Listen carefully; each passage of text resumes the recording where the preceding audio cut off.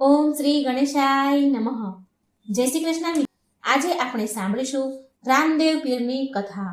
જન્મથી લઈને રામદેવ પીરની સમાધિ સુધીની કથા સાંભળીશું અને મિત્રો આપણા જન્મના પાપ બાળીને નષ્ટ કરીશું. તો મિત્રો ખૂબ જ પાવન પવિત્ર આ વાર્તા છે. બને એટલી શેર કરજો. વિડીયો સારો લાગે તો લાઈક જરૂર કરજો. કોમેન્ટ બોક્સમાં જય રામદેવ પીરનું નામ પણ જરૂર લખજો. એટલી સરસ કથા છે કે રોમ રોમમાં ભક્તિમય થઈ જશે, ભક્તિ જાગશે. તો મિત્રો ચાલો આપણે સાંભળીએ. જય રામા પીર. આજે આપણે રામદેવ પીરની વાર્તા અને વ્રત વિશે જાણીએ. રામદેવ પીરનો જન્મ ક્યાં અને કેવી રીતે થયો એની થોડી ઘણી ઝાંખી આપણે કરીશું. રામદેવ પીર.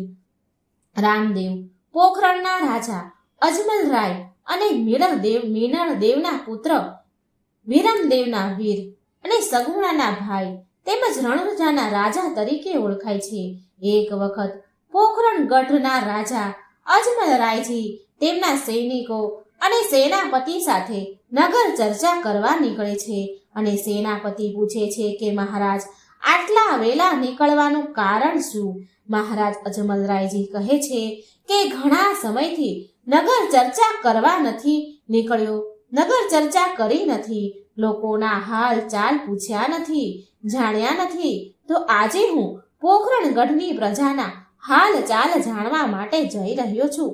પોખરણ એ મારવાડમાં આવેલું છે. પોખરણ ગઢના રાજા અજમલરાયજી એક દયાળુ રાજા છે. એમના પુત્ર સમાન પ્રજાને પ્રેમ કરે છે.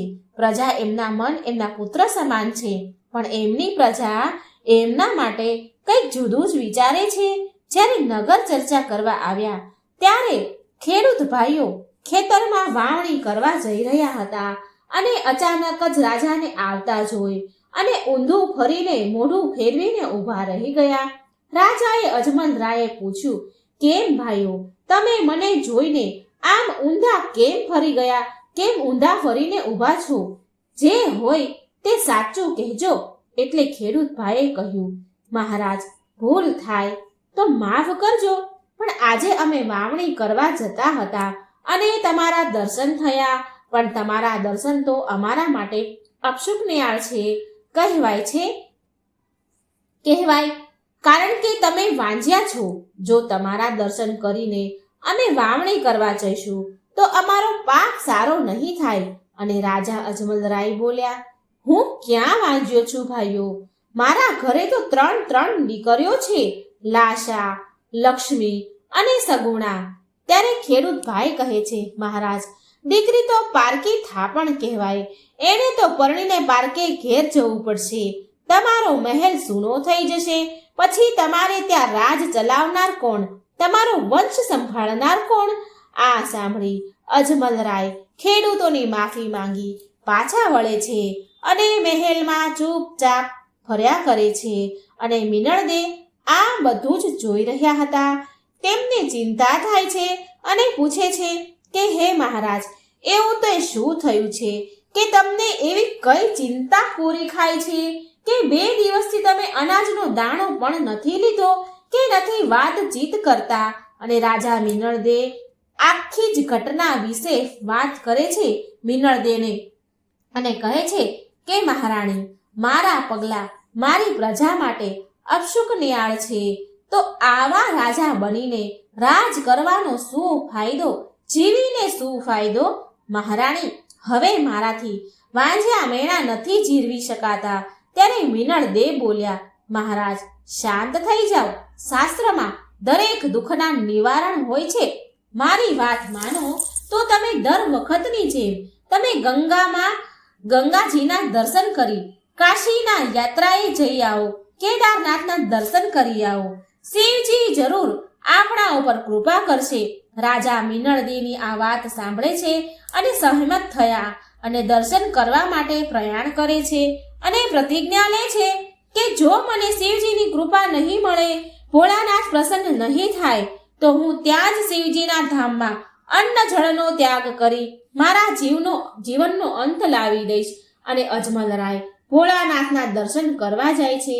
ભોળાનાથના દર્શન કરે છે ત્યારે કહે છે કે ભોળાનાથ કહે છે એમને રાજાને કે હે અજમલરાય, તમારું નિવારણ દ્વારકામાં બિરાજમાન ખરા દ્વારકાધીશ કરી શકશે. તમે ત્યાં જાઓ અને એમને અરજ કરો કે હે કાનુડા, વિધાતાએ આપેલા વાંઝા મેણામાંથી મને ઓગાર. મારાથી મેણા નથી સંભળાતા, મેણા ટોણા સહન નથી થતા. અને અજમલરાય દ્વારકામાં જાય છે, દ્વારકાધીશના દર્શન કરે છે અને તેમને અરજ કરે છે, હે કાનુડા, મને વાંઝ્યા મેણામાંથી ઉગાર. ત્યારે ત્યાં હાજર પૂજારી હતા. એ કહે છે કે આ તો એક મૂર્તિ છે. જો તમારે ખરા કૃષ્ણના દર્શન કરવા હોય, ખરા દ્વારકાધીશના દર્શન કરવા હોય તો તમારે સમુદ્રમાં કૂદકો મારવો પડશે, કારણ કે દ્વારકાધીશની નગરી તો સમુદ્રમાં છે, તે સોનાની નગરી છે. ત્યારે અજમલરાય કહે છે કે મને ત્યાંનો માર્ગ બતાવો. અને પૂજારીજી એમને માર્ગ બતાવે છે. અને અજમલરાય તો પુત્રની ઝંખનામાં અંધ હતા. એમને વાંઝિયા મેણામાંથી મુક્ત થવું હતું અને એમણે સમુદ્રમાં કૂદકો માર્યો અને પહોંચી ગયા સોનાની નગરી દ્વારકામાં. અને ત્યાં તેમણે કૃષ્ણ ભગવાનને જોયા અને અજમલરાયે ભગવાન કૃષ્ણને આજીજી કરી અને કહ્યું. અને કૃષ્ણ ભગવાન અજમલરાયજીને કહે છે કે લો, આ પુષ્પ પારણામાં પધરાવજો, તમારે ત્યાં દીકરાનો જન્મ થશે. અજમલરાયજી શ્રી કૃષ્ણ ભગવાનને ફરી કાલાવાલા કરે છે કે હું એવું ઈચ્છું છું કે તમે મારે ત્યાં પુત્ર રત્ન તરીકે પધારો. અને કૃષ્ણ ભગવાન એમને બીજું પુષ્પ અર્પણ કરે છે અને કહે છે, જરૂર, તમારો દીકરો બનીને હું અવતાર લઈશ. પ્રથમ પુત્ર તમારે થાય તો એમનું નામ વિરમદેવ રાખજો. અને લો, આ મારી 4 નિશાની છે. 4 નિશાની રતન, કટોરો, કેડિયું, અમરડાળ. જો આ 4 નિશાની તમને દેખાય તો માનજો કે મારો જન્મ થયો અને મારું નામ રામદેવ પીર રાખજો. ભાદરવા સુદ 11 પ્રાતઃકાળે હું આવીશ અને મહેલમાં કુમકુમ પગલા પડે તો જાણજો કે મારો જન્મ થયો છે. તમે પિતા અને હું તમારો પુત્ર અને તમારા બીજા સેવકો મારા લીલુડા ઘોડા તરીકે રહેશે. અને પછી અજમલરાય ખુશ થઈને બંને પુષ્પ લઈને પોખરણગઢ પણ પાછા ફર્યા. અને ભાદરવા સુદ 11 કૃષ્ણ ભગવાનનો જન્મ થાય છે અને એમનું નામ રામદેવ પીર રાખવામાં આવ્યું. રામદેવ પીર એ તો ભગવાનનો અવતાર, એટલે એ બાળપણથી જ એમના પરચા દર્શન કરાવતા રહ્યા. ધીમે ધીમે રામદેવ પીર મોટા થયા અને એમના માટે ઉમરકોટના રાજા સોઢા રાવની દીકરી નેતલદેનું માંગુ આવે છે. ઉમરકોટથી ઘર મહારાજ પોખરણગઢ પધારે છે અને કહે છે, હે અજમલરાય, રામદેવ પીરના પરચા આખા ભારત વર્ષમાં પ્રસિદ્ધ થયા છે.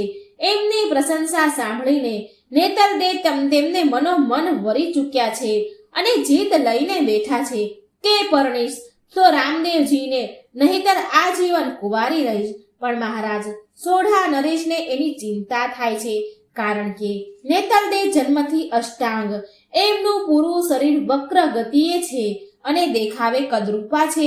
એટલે બિચારા પુત્રની જીદ આગળ લાચાર થઈ ગયા છે. પુત્રીની જીદ આગળ લાચાર છે અને ભગવાનની પ્રતિમા સામે આંસુડા સારે છે. મહારાજ, આપના પુત્ર તો સ્વયં દેહધારી પરમાત્મા છે, એટલે જરૂરથી સોઢા રાવની ચિંતા દૂર કરશે. રાજકુમારી નેતલદેનો ઉદ્ધાર કરશે. રાજા અજમલરાય કહે છે, હે સોઢા રાજન, ને ચિંતા કરવાની જરૂર નથી, કારણ કે જગતનું સંચાલન કરનાર નેજાધારી નાથને જે મંજૂર હશે તે જ થશે. એને કોણ રોકી શકે, કોણ અટકાવી શકશે?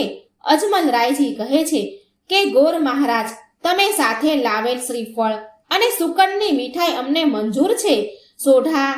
સોઢા કુળની સુકનવંતી કન્યા આ પોખરણગઢને સ્વીકાર છે અને પોખરણગઢને ઉજાગર કરશે. ભૂદેવ, સોઢા રાજને કહેજો કે લગ્નની તૈયારી કરી દે અને અમે જાન લઈને આવી પહોંચીશું. લગ્નની તૈયારી થઈ ગઈ છે. આખું પોખરણગઢ લગ્નની તૈયારી કરી રહ્યું છે અને આનંદ વિભોર થઈ ગયું છે. ઝૂમી રહ્યું છે, પણ રામદેવ પીર ઉદાસ છે. જ્યારે માતા મિનળદે પૂછે છે, શું થયું મારા રામદેવ લાલને? ત્યારે રામદેવજી કહે છે કે માં, મારી 2 બહેનો લાશા અને લક્ષ્મી મારા લગ્નમાં આવી હોય અને મારી મોટી બહેન સગુણા આવી ન હોય તો ઘર બાર સૂના લાગે ને માં.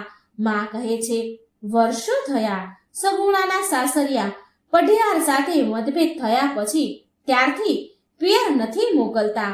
તમારા બહેન તમારા લગ્નમાં આવવા માંગતા હોય તો પણ કેવી રીતે આવે? ત્યારે રામદેવજી કહે છે, પણ માં, સગુણાને કંકોત્રી તો મોકલવી પડશે. માં કહે છે, લગ્ન તો નજીક આવી ગયા છે. ત્યારે રામદેવજી કહે છે, મારો સેવક રત્ન રાયકો એને બોલાવીને કંકોત્રી મોકલી આપીશું આપણે.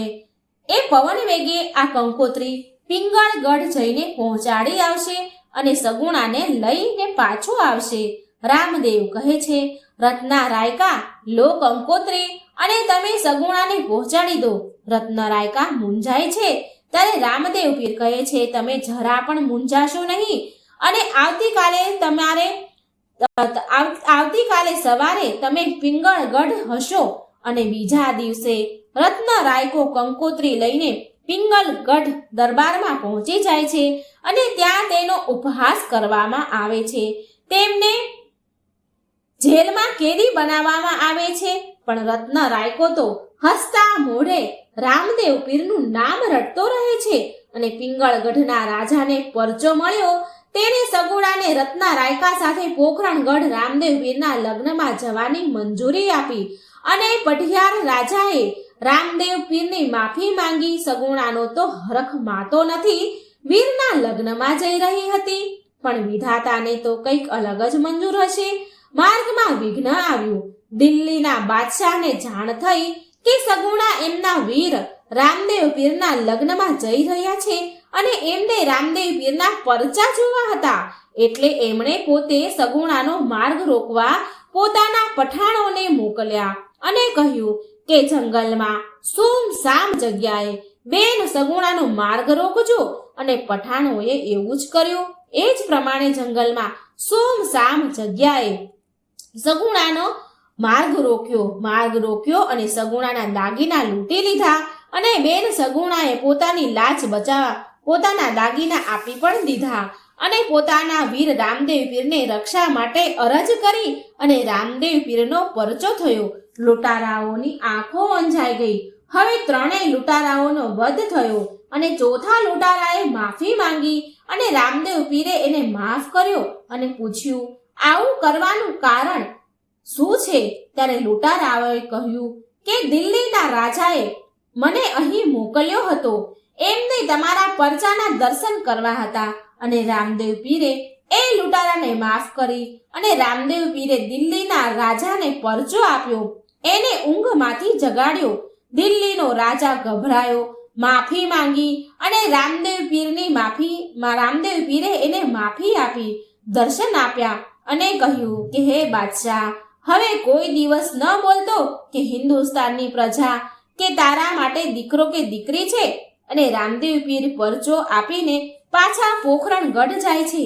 હવે રામદેવ પીરની જાન જોડાય છે, પણ બહેન સગુણા જાનમાં નથી જઈ શકતી, કારણ કે તેને વારે ઘડીએ એમની સાસુના શબ્દો યાદ આવે છે કે જેવા જાવ છો તેવા જ આવજો. અને અહીં સગુણાનો દીકરો બીમાર પડે છે. અહીં નેતલદેવ પણ કલ્પાંત કરે છે કે તેમણે પ્રભુનું રામદેવ પીરનું જોતર બગાડ્યું અને આ કલ્પાંત જોઈને રામદેવ પીર તેમને પરચો બતાવીને નેતલદેવને સ્વસ્થ કરે છે. ઉમરકોટમાં રામદેવ પીરનો પહેલો ફેરો ફરાય છે અને પોખરણગઢમાં સગુણાના દીકરાના છેલ્લા શ્વાસની ગણતરીઓ થાય છે. જ્યાં રામદેવ પીરનો બીજો ફેરો ફરાય છે ત્યાં સગુણાના દીકરાનું મૃત્યુ થાય છે અને રુદન કરે છે અને કહે છે કે જો મને આવી જાણ હોત તો હું પિંગલગઢથી રામદેવ પીરના લગ્નમાં ન આવી હોત. અને રામદેવજી લગ્ન વિધિ પતાવીને આવે છે અને પોખરણગઢ આવીને કહે છે, બહેન સગુણા ક્યાં છે મારો ભાણિયો, ક્યાં છે? તારો મામો બોલાવે છે. સગુણા આક્રંદ કરી રહી છે, વીરા હવે એ નહીં ઉઠે, એ કાયમ માટે સૂઈ ગયો છે. પણ આ તો રામદેવ પીર છે, પરજો બતાવ્યા વગર રહે નહીં. અને એમણે ભાણિયાને સજીવન કર્યો. પણ લગ્નનો થોડા સમય થતા જ અજમલ રાયને સપનું આવ્યું અને સપનામાં શ્રી કૃષ્ણ ભગવાન દેખાય છે કે એમની સાથે વાત જ કરી રહ્યા હોય છે. ત્યાં લીલુડા ઘોડે રામદેવ પીર સવાર થઈને આવે છે અને કૃષ્ણ ભગવાનમાં સમાઈ જાય છે. અને અજમલ રાય તો અચાનક ઊંઘમાંથી જાગી ઉઠ્યા અને મિનળદે પૂછી રહ્યા છે કે શું થયું રાજન, કેમ આટલા ગભરાયેલા છો? ત્યારે અજમલ રાય કહે છે કે મને સપનું આવ્યું છે. સપનામાં કૃષ્ણ ભગવાન આવ્યા, મને દેખાયા ભગવાન, અને અચાનક જ રામદેવ પીર લીલુડા ઘોડે આવીને એમનામાં સમાઈ ગયા અને ત્યાં ડાલીબાઈ પણ ઊભા હતા. ત્યારે મિનળદે કહે છે, અરે હા ડાલીબાઈ એ તો રામદેવ પીરની પરમ ઉપાસક છે. એ દર માસે બીજનો પાઠ કરે છે અને એ ગામની ગાયોને ચરાવીને ગુજરાન ચલાવે છે. ત્યાં તો રામદેવ પીર પ્રગટ થયા અને કહે છે કે મારી લીલાની અવધિ હવે પૂર્ણ થાય છે અને ભાદરવા સુદ 11 હું સમાધિ લઈશ. તે બધાને જાણ કરી દેજો કે જેથી કરીને બધાનો ભેટો થઈ જાય. બધા સમાધિની તૈયારીઓમાં વ્યસ્ત થઈ જાય છે અને પછી દોડા દોડ કરતા હોય છે. ત્યાં ડાલીબાઈ એક જણને પૂછે છે કે આ શેની તૈયારીઓ થઈ રહી છે? ત્યારે એ કહે છે, ત્યારે ત્યાંના લોકો કહે છે કે અરે ડાલીબાઈ, તમને ખબર નથી? તમે તો રામદેવ પીરના પરમ ઉપાસક છો, તમે એમના ભક્ત છો, તો તમને જાણ નથી કે રામદેવ પીર ભાદરવા સુદ 11 સમાધિ લઈ રહ્યા છે. આ એની તૈયારીઓ થઈ રહી છે બધી. અને ડાલીબાઈને આ વાતની જાણ થતા એ રામદેવ પીર પાસે આવે છે અને કહે છે, ભૂલી ગયા મને? તમારી ભગતને ભૂલી ગયા? તમારા વગર હું એકલી કેવી રીતે રહીશ? પ્રભુ, આ સમાધિમાં તો હું જ લીન થઈશ.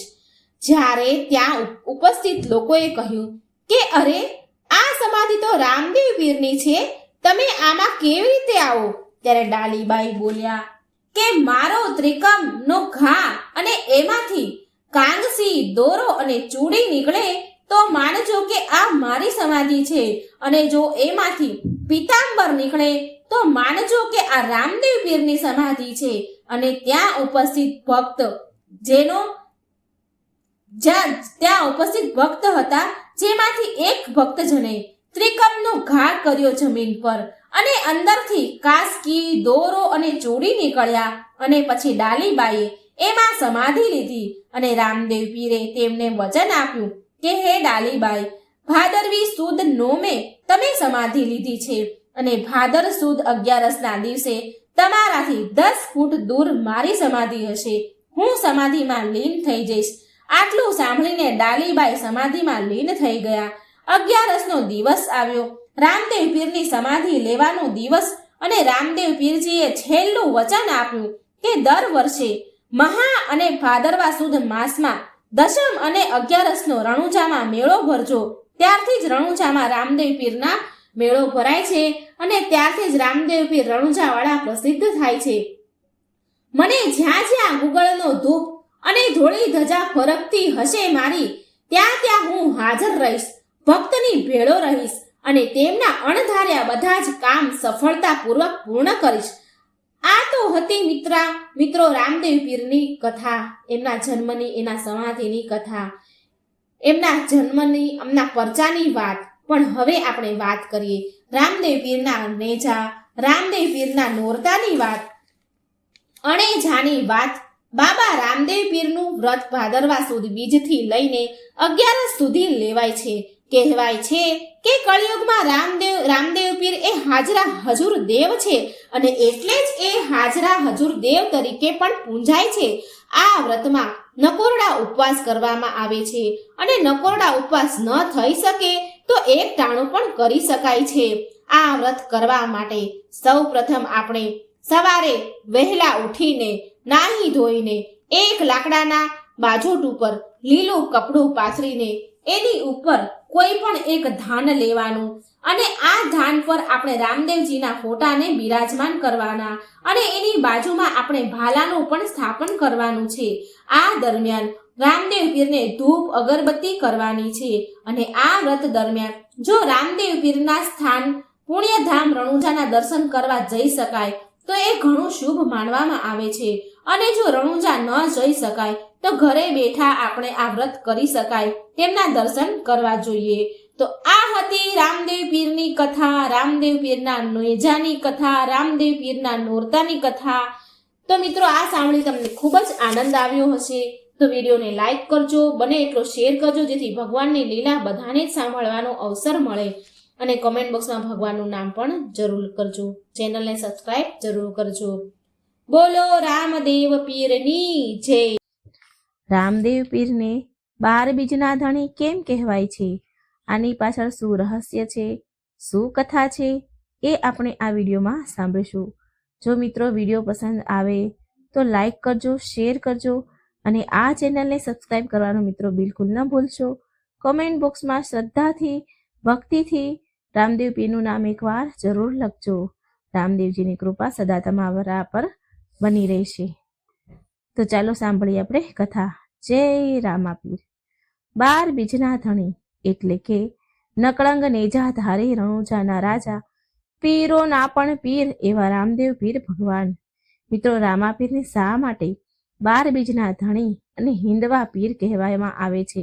તો ચાલો આની પાછળની કથા સાંભળીએ. રામદેવ પીરની વાર્તા.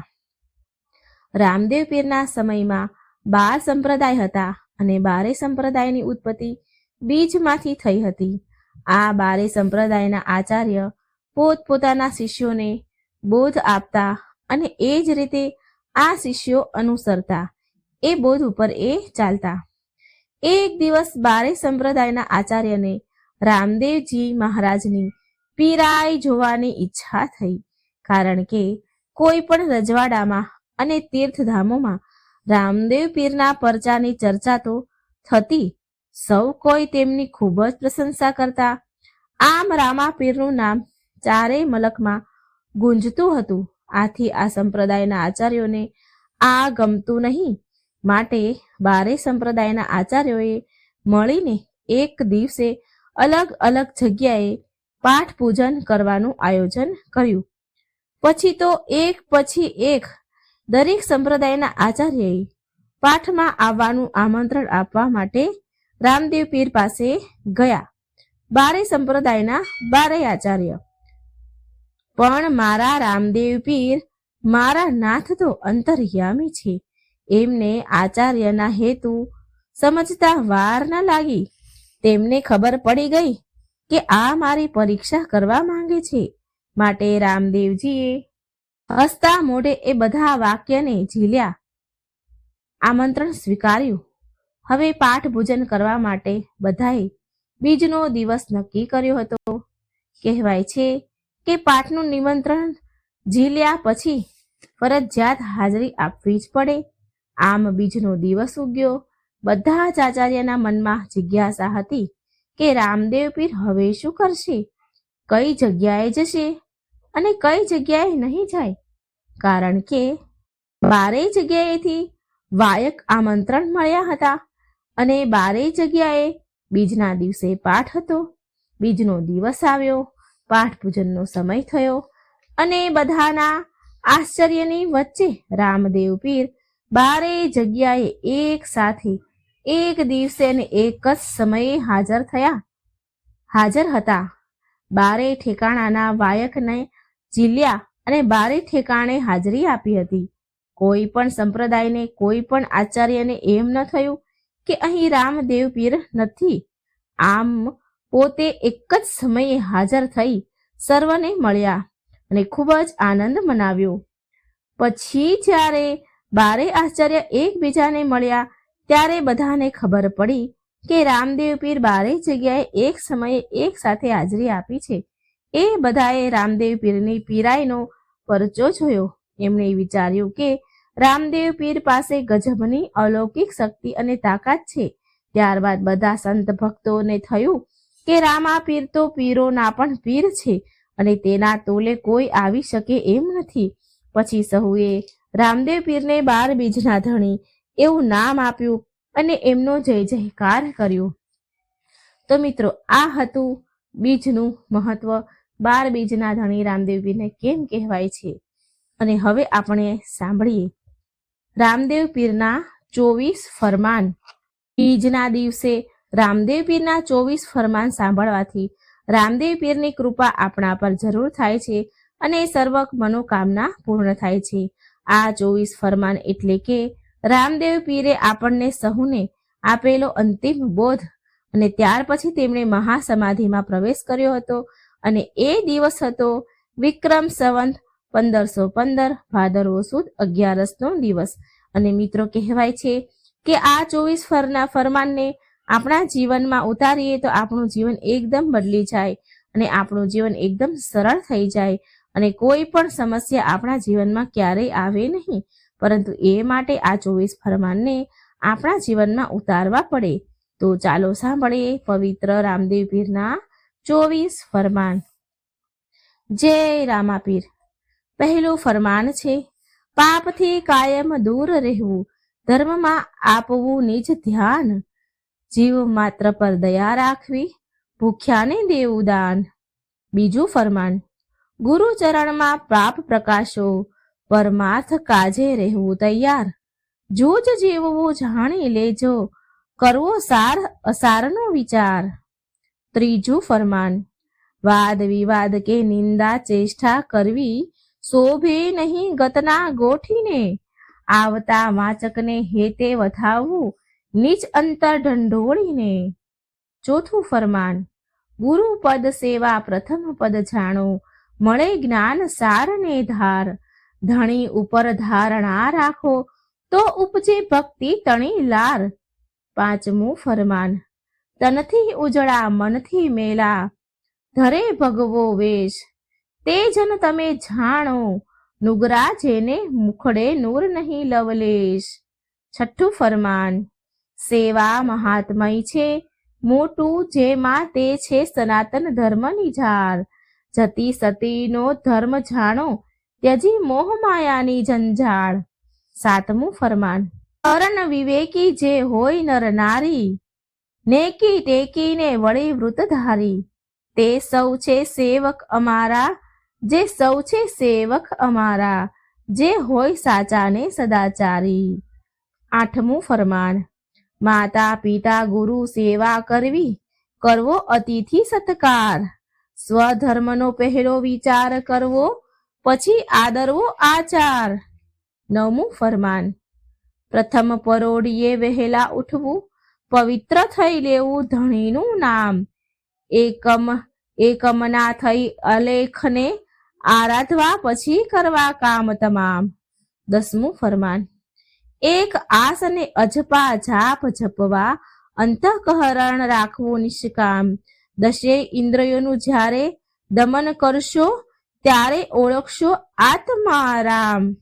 11મું ફરમાન, દિલની ભ્રાંતિ દૂર કરવી, ત્યજવા મોહમાન, અભિમાન મૃત્યુ સિવાય સર્વ મિથ્યા માનવું, સમજવું સાચું જ્ઞાન. 12મું ફરમાન, સંપત્તિ પ્રમાણે સોડ તાણવી, કીર્તિની રાખવી નહીં ભૂખ, મોટપનો જો અહમ ત્યજશો, તો મટી જશોય ભવ દુઃખ, મટી જશે ભવ દુઃખ. 13મું ફરમાન, સદવર્તનને શુભ ચાર કેળવવા, વાણી વદના કરવો શુદ્ધ વિચાર, શ્વાસ રવે જીવન વિતાવવું, અલખ ધણીનો લઈ આધાર. 14મું ફરમાન, દીનજનોના સદા હિતકારી, પર દુખે અંતર જેનું દુખાય, નિશ્ચય જાણવા તે સેવક અમારા, કદીએ નવ વિસરાય. 15મું ફરમાન, નિસ્વાર્થને વળી સમભાવી, જેને વચનમાં પૂર્ણ સંભાવી, એક ચિતે ભક્તિ કરે, તેને જાણવા હરિના દાસ. 16મું ફરમાન, જન સેવામાં જીવન ગાળે, તે નર સેવા ધર્મી કહેવાય, ઊંચ નીચનો ભેદ ન રાખે, તેવા સમદર્શી નર પૂંજાય. 17મું ફરમાન, ભક્તજન અમારા જાણવા, સર્વ જેને છે મુજ ભક્તિમાં વિશ્વાસ, અંતરિક્ષ અને પ્રગટ પરચો, પામે પામે પૂર્ણ વિશ્વાસ. 18મું ફરમાન. કોઈ જન સાચા કોઈ જન ખોટા, આપ મતે ચાલે સંસાર. પ્રવૃત્તિમાં ચાલે કોઈ વિરલા, કોઈ વિવેકી નર ને નાર. 19મું ફરમાન. ભક્તિના બહાને થાય કોઈ અનાચારી, કે કોઈ વ્યાભિચારી, તે જન નહીં સેવક અમારા, નહીં પાઠ પૂજાના તે અધિકારી. 20મું ફરમાન. ભક્તિ ભાવ નિષ્કામ કર્મમાં જે તે ભક્ત અમારા સત્ય સુજાણ.